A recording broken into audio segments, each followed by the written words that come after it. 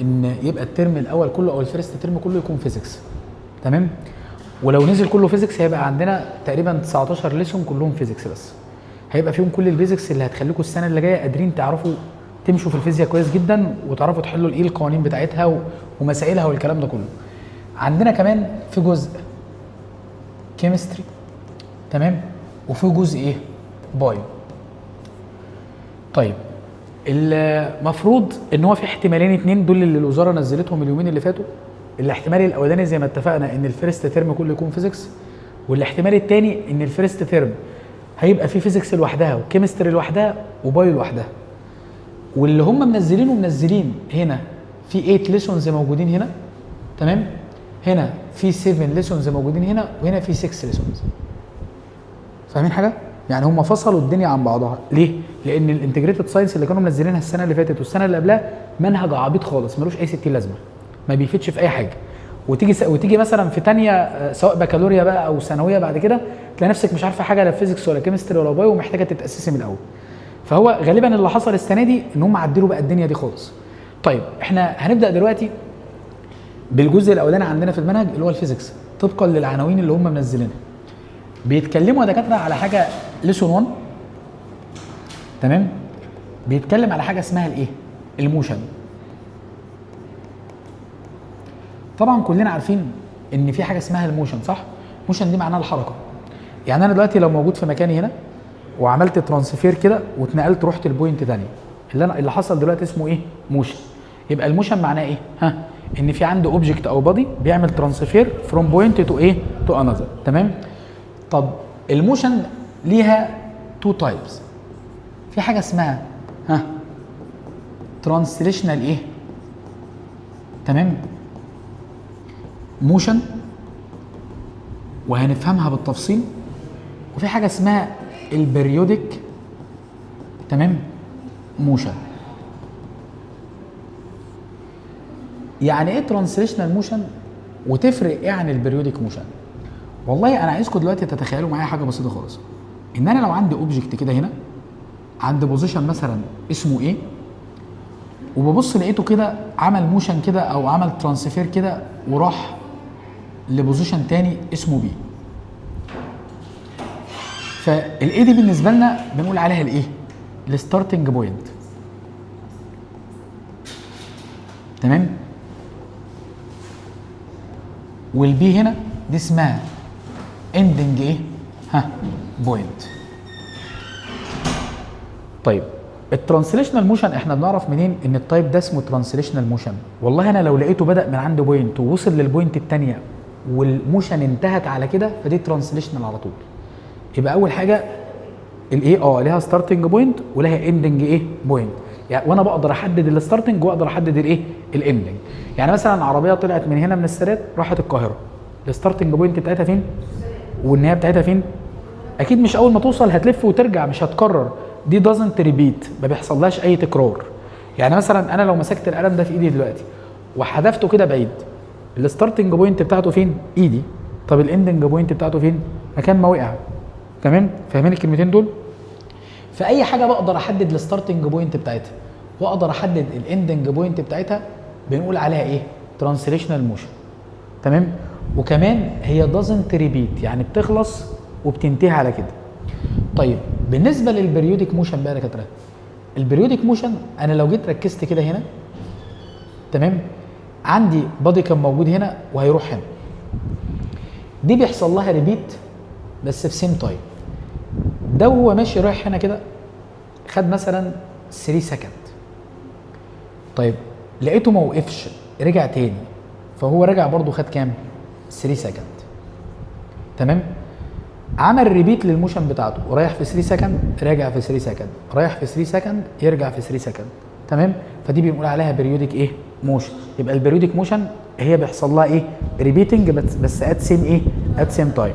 لكن انا عندي هنا الترانسليشنال موشن ما بيحصلهاش ايه؟ ريبيت، ما بتتكررش، واقدر احدد لها ستارتنج بوينت واندنج ايه؟ زي مثلا اي عربيه مسافره من بلد لبلد، زي اي بروجكتايلز مقذوفات، اي حاجه بتتحدف. تمام؟ ده اللي هو الترانسليشنال موشن. طيب حد بيتزحلق مثلا كده ونزل لتحت، هو بدأ من فوق ونزل لتحت، هل هو اول ما ينزل لتحت هيرجع تاني؟ مستحيل، صح؟ طيب البريودك موشن اتفقنا اهم حاجه بتميزها ان ليها ايه؟ ان انا ما اقدرش احدد الستارتنج ولا الاندنج بتاعتها. زي مثلا المروحه دي وهي شغاله، لو اي حد دخل من بره دلوقتي وبص لها هي عماله بتعمل ريبيت للموشن صح؟ وبتعمل لها كمان في تايم ثابت. انا بقى دلوقتي لو دخلت وبصيت لها دلوقتي لا هقدر احدد هي الستارتنج بوينت بتاعتها كانت امتى، ولا هقدر حتى احدد الاندنج بوينت بتاعتها كانت امتى. تمام؟ طيب عندنا كمان لو في بادي كده ماشي في سيركلر باث،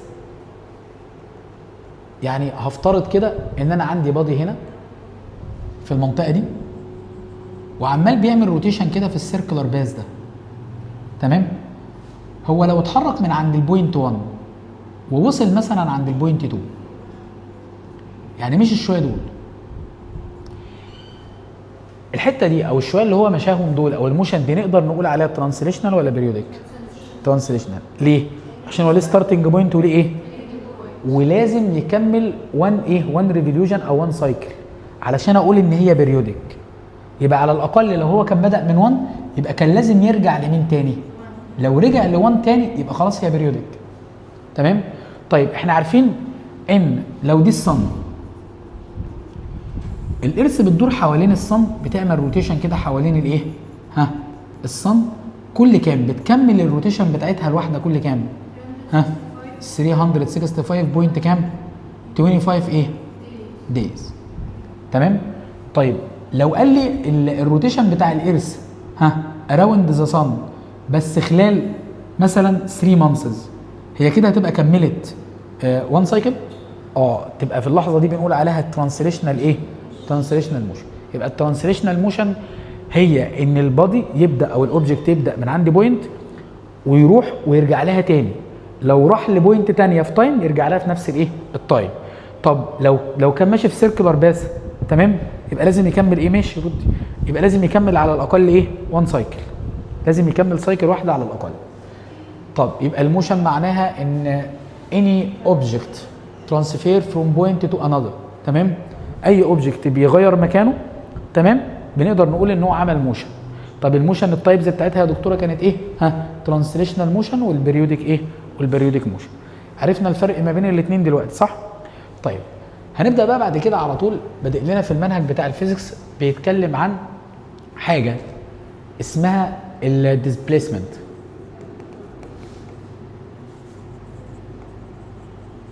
تمام؟ الديسبيسمنت يا دكاتره احنا بنرمز لها بالرمز دي، واحنا بنقول عليها ان هي فيكتور.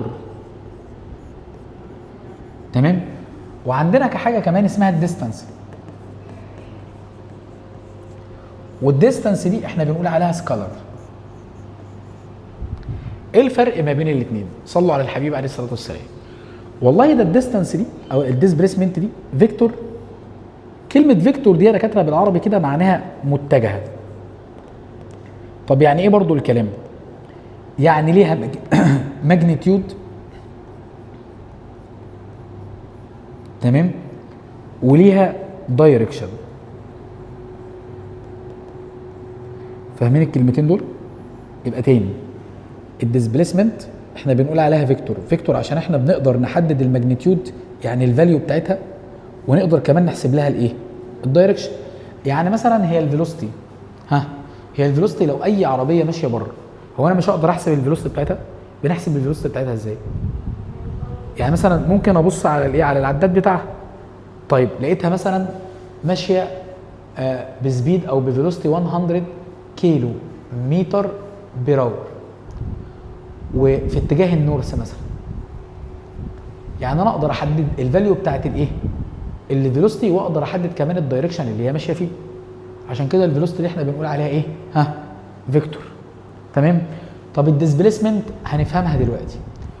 طيب كلمه سكالر معناها ايه اصلا؟ سكالر دي معناها ماجنتيود اونلي.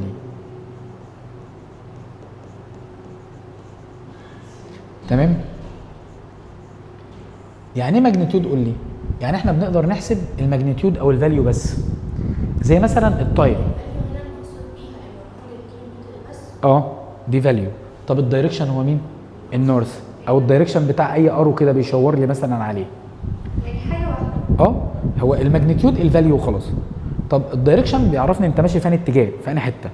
طيب بالنسبه لهنا بقى الديستانس، هي الديستانس دي سكالر، فسكالر دي اصلا معناها ان دي حاجه ما اقدرش اجيب لها غير الايه؟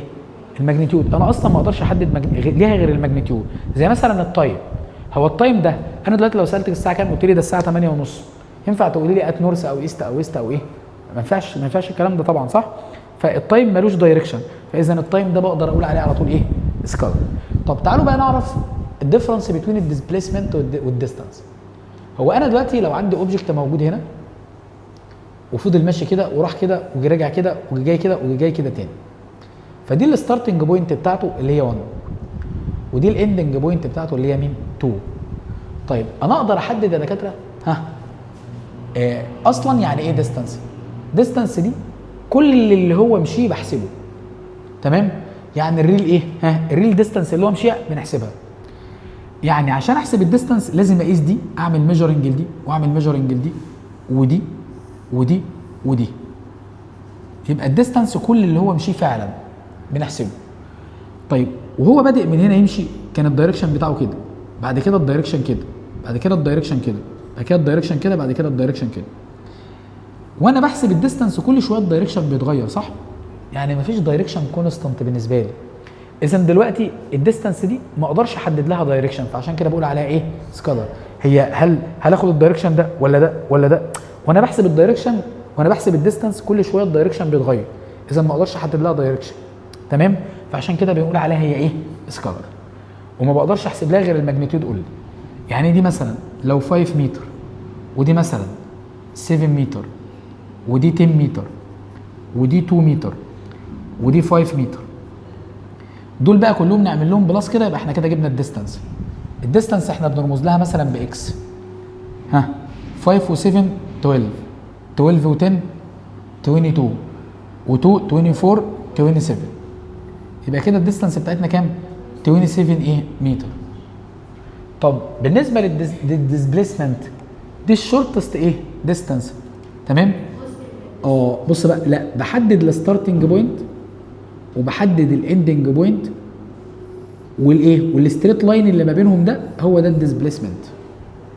والبادي ممكن ما يكونش مشيها اصلا، يعني هو البادي مشي ده، الحقيقي اللي البادي مشيه هو الجرين ده، تمام؟ لكن الديسبيسمنت انا بحددها ازاي؟ بحدد الستارتنج بوينت والاندنج بوينت، وبطلع ارو كده او دايركشن كده من الستارتنج رايح فين؟ للاندنج. معايا؟ يبقى انا بقى دلوقتي لو بجيب الديسبيسمنت لازم احط عليها ارو كده، عشان دي لها ماجنتيود ولها ايه؟ ولها دايركشن. طيب اقدر احسبها ازاي؟ اشوف الحته دي الفاليو بتاعتها كام. لو هي مثلا 3 متر يبقى دي بال3 ايه؟ متر. ونشوف بقى الدايركشن بتاعها. فوق هنا ايه يا دكاتره؟ النورث، صح؟ وهنا الايه؟ فاكرين الدايركشنز ولا لا؟ الايست، تمام؟ وهنا الايه؟ الويست، وهنا الايه؟ الساوث، تمام؟ فهنا كانت ايه؟ الايست، وهنا الويست. فهو الدايركشن كده ما بين الايست ومين؟ والساوث، ده الدايركشن بتاعها، تمام؟ اهو هي نازله كده. طيب يبقى احنا دلوقتي عرفنا احنا بنحسب الديستانس ازاي؟ الديستانس بناخد كل اللي الاوبجكت يمشيه فعلا، نحسب كل الديستانس اللي الاوبجكت يمشيها بالفعل. طيب لكن الديسبيسمنت انا بحدد الستارتنج بوينت والاندنج بوينت وبعمل ما بينها ستريت ايه؟ ستريت لاين. تعالوا ناخد كده مساله على السريع. انا مثلا عندي هنا سيركل، اوعى يا حاجه بقى، انا عندي هنا كده سيركل، الاوبجكت كان موجود هنا، تمام؟ اول حاجه اعملها هروح اقسم السيركل دي لايه؟ 4 بارتس كده. هو بيقول لي ان الاوبجكت مثلا كان موجود عند البوينت ايه، هنا البوينت هنا مسميها بي، هنا البوينت هنا مسميها سي، هنا البوينت دي مسميها دي. معايا؟ طيب لو عملنا كوارتر سايكل، طب لو عملنا هاف سايكل، تمام؟ طب لو عملنا 3/4 سايكل، طب لو عملنا كومبليت سايكل. انا عايز احسب الديستانس وعايز احسب الديسبيسمنت. هنا برضو عايز احسب الديستانس اللي هي اكس، تمام. وعايز احسب الديسبيسمنت، نفس الموضوع، الديستانس عايزين نجيبها هنا وعايزين نجيب الديسبيسمنت، الديستانس والديسبيسمنت. طيب بصوا يا شباب، احنا مبدئيا كده اتفقنا مع بعض هو الستارتنج بوينت بتاعته هنا، وهو بيقول لي خلي في بالك ان الراديوس بتاع السيركل دي كان مثلا 7 متر. هو بيمشي على اللاين بتاع السيركل اللي بره او السيركمفيرنس بتاعها اللي بره ده، يعني الاوبجكت بيمشي على الايه؟ على اللاين اللي بره. مبدئيا كده لو عمل 1/4 هيمشي من ايه يروح لمين؟ لبي. طب الحته دي تعتبر ديستانس قد ايه؟ قد ايه من السيركمفيرنس؟ كوارتر. كوارتر يبقى ايه؟ ادي كوارتر اهو، تمام، 1/4، تمام. والسيركمفيرنس ده كام؟ 2 باي ار. يعني انا بقى هنا لو اجي اطلع الفاليو بتاعتها ادي 1/4 تايمز 2 تايمز، طبعا الباي احنا عارفينها 22 اوفر كام؟ اوفر 7 تايمز الراديوس اللي هي كام؟ 7، ونطلع الفاليو، تمام، ونطلع الفاليو بتاعتها. طب انا عايز الديسبيسمنت هنا، اعمل ايه عشان اجيب الديسبيسمنت؟ مش دي الستارتنج بوينت ودي الاندنج ايه؟ اعمل انا ايه؟ ستريت لاين كده. هنا بقى عندي دي رايت انجل، الحته دي تعتبر راديوس فهي ب 7، والحته دي برضو تعتبر راديوس فهي ب 7. يبقى اقدر اجيب بقى ده ازاي؟ روت 7 سكوير بلس مين؟ 7 سكوير، ونطلع الريزلت بتاعتنا بالمتر برضو. وطالما دي ديسبيسمنت لازم نحط دايركشن كده، تمام. طيب لحد كده تمام. طبعا احنا هنطلع بس الفاليو دي ونطلع الفاليو دي بالكالكوليتور، يبقى كده خلصنا المساله بتاعتنا. طب اللي بعدها لو احنا عايزين نعرف ثرو ايه؟ هاف سايكل. هو هاف سايكل يا دكاتره، تمام، ماشي. هاف سايكل احنا بدانا من هنا، انتوا يا حاجه بقى، بدانا من هنا، تمام. هيفضل الاوبجكت ماشي لحد ما يوصل فين؟ عند السي. فدي قد ايه من السيركمفيرنس؟ الهاف، صح؟ يبقى انا لو عايز اجيب الديستانس فاخد ايه؟ هاف السيركمفيرنس. يبقى ياخد مين بقى؟ هاف تايمز 2 تايمز الباي اللي هي 22 اوفر كام؟ اوفر 7 تايمز الار اصلا اللي هي بكام؟ ب 7. طبعا ال2 هتروح مع الهاف وال7 هتروح مع ال7، هيتبقى لنا كله كام؟ 22. ماشي؟ 22 متر. طيب الديسبيسمنت من هنا لحد هنا ده الدايمتر كله، الحته دي كلها تعتبر الدايمتر، صح؟ ما هي دي 7 ودي 7، يبقى كده ده كام؟ 14 متر. ماشي؟ طيب بالنسبه بقى لل 3/4 سايكل نعمل ايه؟ 3/4 سايكل ده معناه ان احنا هنبدا من هنا، تمام، ونمشي كل ده لحد ما نوصل لحد فين؟ الدي. طيب كده احنا وانا بحسب الديستانس لازم اخد كل ده اللي هو هيبقى 3/4 تايمز مين؟ السيركمفيرنس اللي هو 2 تايمز 22 اوفر 7 تايمز مين؟ الار اللي هي 7. ماشي؟ خالص؟ ولا هي ممكن تلاقي بس التسجيل؟ ماشي. طيب طبعا هنا ايه اللي هيحصل؟ ال7 هتروح مع مين؟ مع ال7، وال2 دي مع ال4 يتبقى لي 2، فدي هتطلع 6 اوفر 2، يعني هتطلع 33 تقريبا في الاخر متر. طب بالنسبه للديسبيسمنت، الديسبيسمنت قلنا لازم نحدد الستارتنج بوينت والاندنج بوينت ونوصل ما بينهم ستريت لاين. فدي برضو هنا كام؟ رايت انجل، ودي برضو 7، فدي 7 ودي 7، فعشان نجيب ده اللي هو الديسبيسمنت هنا تبقى كام؟ روت 7 سكوير بلس 7 سكوير برضه ايكوال، ونطلعها بالمتر. فهو ممكن يجي بقى يقول لي ان هل الديسبيسمنت 1 اوفر ايه؟ اوفر 4. الديسبيسمنت عند 1 اوفر 4 نقط الديسبيسمنت عند 3 اوفر 4. هي كانت الديسبيسمنت هنا كام؟ 7 سكوير بلس 7 سكوير وايه؟ وروت، صح؟ وهنا برضو 7 سكوير بلس 7 سكوير وروت. هو مش يبان ان دي ايكوال دي؟ بس هو لو جه سالني الديسبيسمنت عند 1 اوفر 4 والديسبيسمنت عند 3 اوفر 4 لازم اقول له ايه؟ doesn't equal. ليه doesn't equal؟ عشان لازم الماجنتيود يبقى ايكوال الماجنتيود والدايركشن ايكوال الدايركشن. دي الدايركشن بتاعها كده، لكن دي الدايركشن بتاعها كده. هل الدايركشن ده سيم ده؟ يعني هما عشان اقول ان هما الاثنين زي بعض كان لازم يبقوا كده. يعني هما زي بعض في الماجنتيود ويكونوا زي بعض برضو الاثنين في الايه؟ في الدايركشن. فهمنا الكلام ده يا دكاتره؟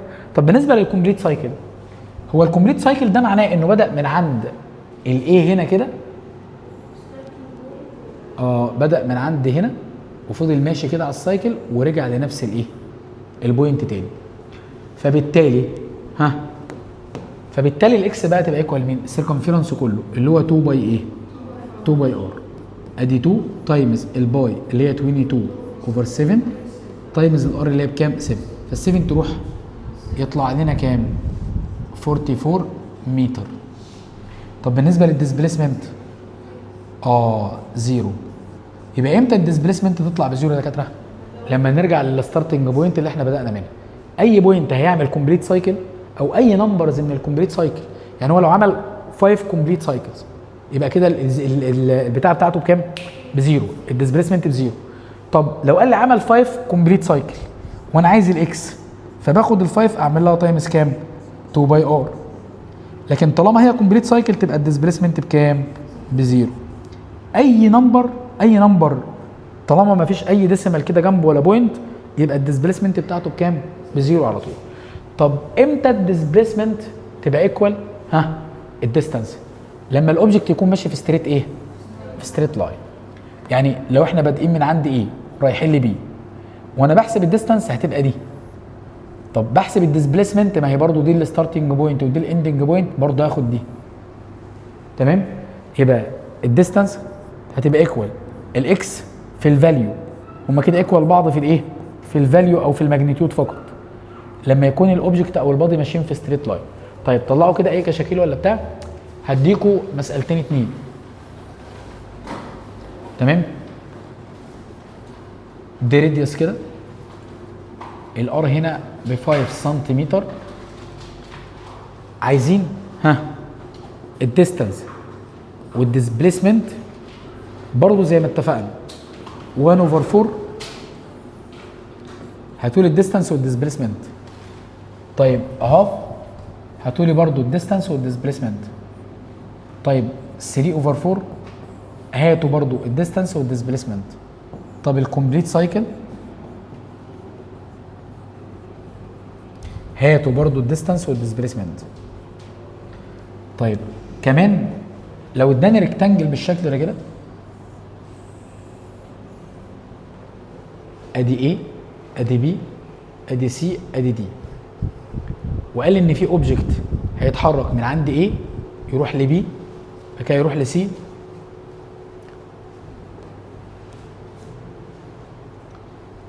تمام. اوبجكت كده هيمشي من ال بي ومن بي لسي ومن سي لمين؟ لدي، هيقف عند دي. عايزين هنا الديستانس وعايزين الديسبيسمنت. انا عايز الديستانس والديسبيسمنت للكوارتر سايكل، هاف سايكل، 3 اوفر 4 سايكل، كومبليت سايكل. الديسبيسمنت بتحتاج دايركشن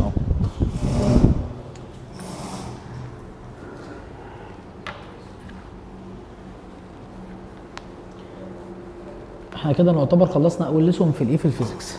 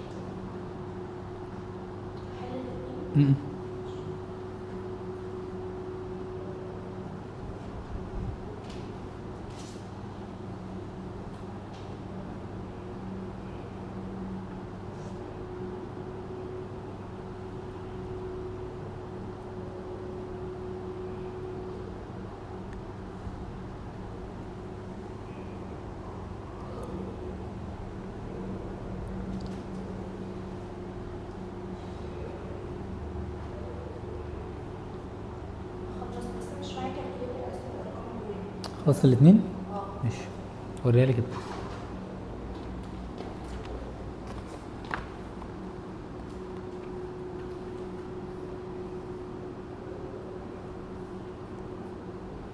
ما جبتش دايركشن برضه، المفروض في الديسبيسمنت. مش عارفه اكتب الدايركشن بناء على ايه يعني. انا ما هو انا ما هو فاهمه. بصي انا مثلا هاتي كده القلم اهو، اكتب الدايركشن بناء على ايه ده كده. انا بحدد ده كده ماشي. لو طيب بصوا بقى كده، ركزوا كده معايا. ها حل رحمه كده اول واحده. هو بيقول لي هنا ان دي سايكل اهي، والاوبجكت كان موجود هنا وهيبدا يتحرك. طبعا انا خلاص طالما عارف ان هو هيتحرك 1 اوفر 4، فعلى طول اعمل ايه؟ ها اجيب الاكس ازاي؟ الديستانس ازاي؟ لا ماشي، بس هو مشي 1 اوفر 4، يبقى 1 اوفر 4 من مين؟ 2 باي اللي هي 22 اوفر كام؟ ار بكام عندنا؟ 5 سنتيمتر، فهي هتفضل سنتيمتر. لو هو عايزها بالمتر، بصوا انا عشان احول من سنتيمتر لمتر بعمل ديفايدد على 100 او اعمل تايمز 10 باور نيجاتيف 2. يعني هو لو عايزها بالسنتيمتر هيخليها زي ما هي 5. طب لو دي عملت لها تايمز في 10 باور نيجاتيف 2 كانت هتبقى 0.05 لو انا عايزها بالمتر. ماشي؟ طيب الديسبيسمنت بقى، ها بص كده هنا، انا اقسمها كده بالشكل اللي يعجبني طالما هو مش مديني رسمه مرسومه مثلا. الديسبيسمنت هتبقى الحته دي 5 عشان دي ايه؟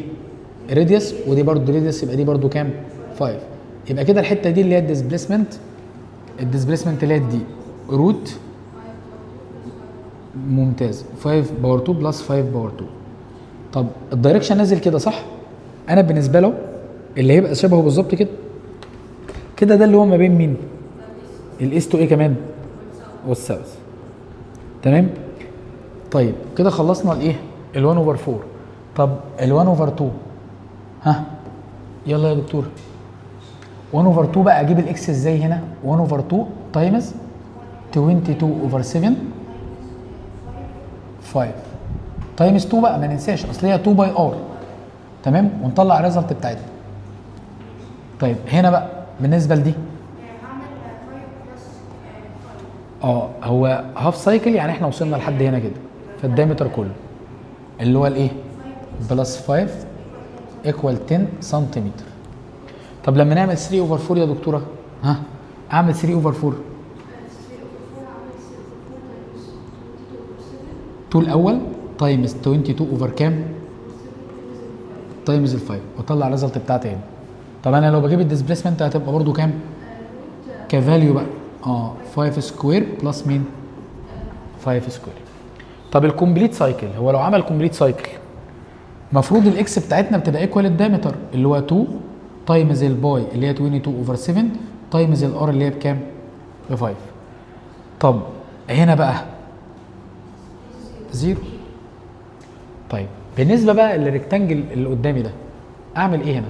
هو بيقول لي ان احنا هنبدا من ايه؟ نمشي نروح لمين؟ لبي، وبعد كده مين؟ وبعد كده نروح لمين؟ لدي.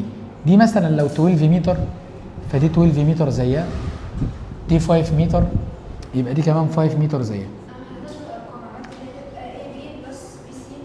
برافو. طب تعالى نحلها بالارقام بقى، ما احنا سهلناها بالارقام اهو. انا لو عايز دلوقتي الديستانس كل اللي هو مشيه ده بلس ده بلس ده، برافو، يبقى يطلع لي هنا 29 متر. تمام؟ طب انا لو عايز الديسبيسمنت بص بقى صح، انا بادئ منين؟ انا بادئ من عند الاي وانتهيت فين؟ عند الدي، فالحته دي تعتبر هي مين؟ الديسبيسمنت، يبقى الديسبيسمنت هنا مين يا دكاتره؟ 5 ايه؟ 5 متر. بصوا احنا كده خلصنا ليسون 1. تمام. طبعا احنا بس يعني مش عارفين ناخد وقت كتير لان احنا مش معانا كتب نحل منها. هو المفروض الكتاب بتاعنا هينزل على 1/9.